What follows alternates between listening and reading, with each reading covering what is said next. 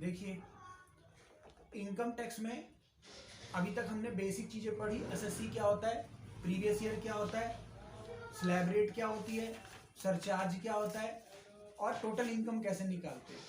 अब हम लोग एक टॉपिक सीखते हैं जिसका नाम है income of person earned in previous year and tax is assessed in the same previous year. Page number 9 का स्टार्टिंग, पेज नंबर 9।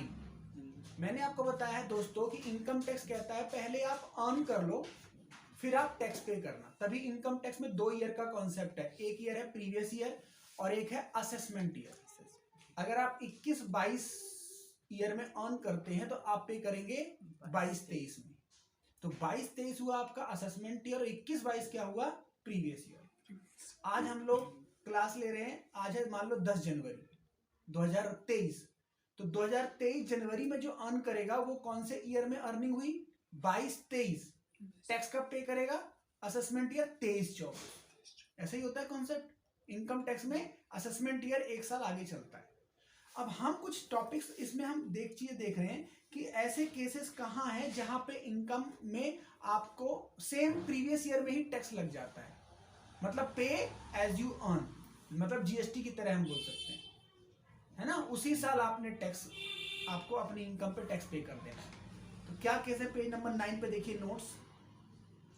पहला लिखा है दोस्तों, shipping business of NR. NR means non resident. India से दूसरी कंट्री समुद्री रास्ते से भी जुड़ी हुई है, यातायात से भी जुड़ी हुई है, रेलवे ट्रैक से भी जुड़ी हुई है।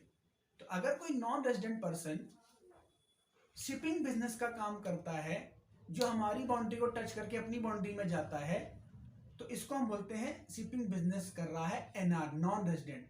तो हम उसको टैक्स सेम प्रीवियस ईयर में लेंगे, उसको हम असेसमेंट या प्रीवियस ईयर कॉन्सेप्ट देने को नहीं अप्लाई कराते। एक केस। दूसरा दोस्तों, assessment of person living in India. आपकी इंटेंशन ऐसी है, गवर्नमेंट को ऐसा लगता है कि अब ये पर्सन जो है इंडिया छोड़ के जा रहा है, तो हम आपका उसी ईयर में असेसमेंट ईयर चार्ज कर देंगे। मतलब उसी जैसे जिस प्रीवियस ईयर में आप गए उसी प्रीवियस ईयर में आपकी इनकम को असेस कर दिया जाएगा, क्योंकि आपका वापस आने को डाउट है। नेक्स्ट केस है असेसमेंट ऑफ एओपी, बीओआई और any corporation form for a particular purpose. आपने संस्था खोली, कौन सी, AOP association of person, BOI body of individual और एनी कॉर्पोरेशन, कोई भी बिजनेस आपने संस्था खोली जिसका पर्पस पूरा हो गया। इसका मतलब अब बिजनेस बंद होगा। तो जब आपका बिजनेस बंद हो गया, आपकी ट्रांजेक्शन खत्म हो गई, आपका बिजनेस शट डाउन हो गया, आप सेम प्रीवियस ईयर में टैक्स भर दीजिए। नेक्स्ट है दोस्तों, assessment of person likely to transfer property to avoid tax. एक चैप्टर है हमारे पास इनकम टैक्स में, बोला गया है क्लबिंग ऑफ इनकम, जिसमें इनकम टैक्स बोलता है कि हम इनकम उसी की मानते हैं जिसने प्रॉपर्टी ट्रांसफर करी किसी दूसरे को, इस पर्पस से कि ये इनकम उसमें कैलकुलेट हो जाए उसकी इनकम में और उसको बेसिक एग्जम्पशन लिमिट मिल जाए।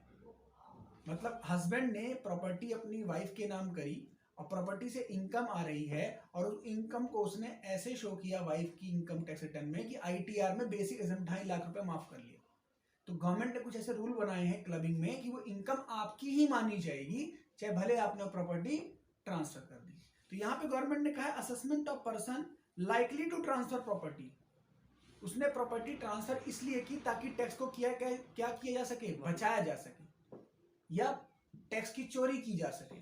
तो जब ऐसे गवर्नमेंट को सूचना मिलेगी तो आपकी सेम प्रीवियस ईयर में इनकम असेस कर ली जाएगी। लास्ट है डिसकंटिन्यूड बिजनेस। कोई भी एंटिटी अगर इंटेंशन जाहिर करती है कि we will not continue in future, तो आपकी इनकम को सेम प्रीवियस ईयर में असेस कर लिया जाएगा। क्लियर है? ठीक है देवेंद्र? यस।